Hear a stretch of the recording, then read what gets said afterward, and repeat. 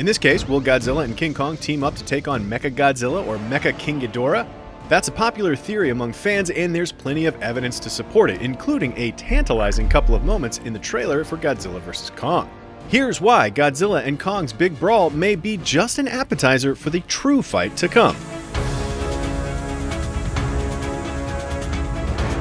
Godzilla vs. Kong is actually the fourth film in a shared cinematic universe that began with 2014's Godzilla reboot. In this so-called monsterverse, humanity is under constant threat from gigantic monsters called Titans, and Godzilla himself is basically nature's immune system. He wakes up every so often to fight off these Titans and prevent the world from being completely overrun. While there are a handful of characters who appear in multiple movies, it's really the scientific organization Monarch which ties the larger universe together. Monarch is formed after World War II to study the Titans and attempt to hide their existence from the general public. It's this group that sets the events of 2017's Kong Skull Island in motion. The organization will continue to play a major role in Godzilla vs. Kong, and in fact, they may be the ones responsible for setting the final battle in motion. There's also the post-credits scene in King of the Monsters, which hints at a similar idea. That movie ends with a glimpse of Charles Dance's character, Alan Jonah, approaching the slain corpse of King Ghidorah, heavily implying that his group of eco-terrorists plan to study and even weaponize the remains of Godzilla's powerful nemesis. That certainly seems like a seed that'll bear fruit in Godzilla vs. Kong. The Godzilla franchise has seen many incarnations over the years, but one thing is constant. Inevitably, the king of the monsters starts battling giant robots. Godzilla's feud with Mechagodzilla dates all the way back to 1974's Godzilla vs. Mechagodzilla. In that movie, Mechagodzilla is portrayed as an alien weapon constructed of space titanium sent to conquer Earth for its creators. However, in most of its later appearances, Mechagodzilla is instead depicted as a terrestrial robot charged with protecting humanity from Godzilla.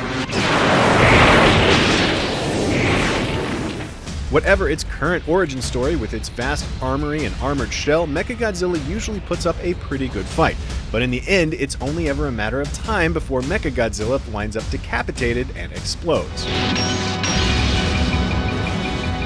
Similarly, Mecha King Ghidorah has a long history duking it out with Godzilla, starting with 1991's Godzilla vs. King Ghidorah.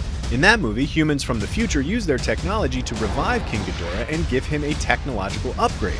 For once, Godzilla's nemesis is shown fighting in defense of humanity rather than trying to destroy it.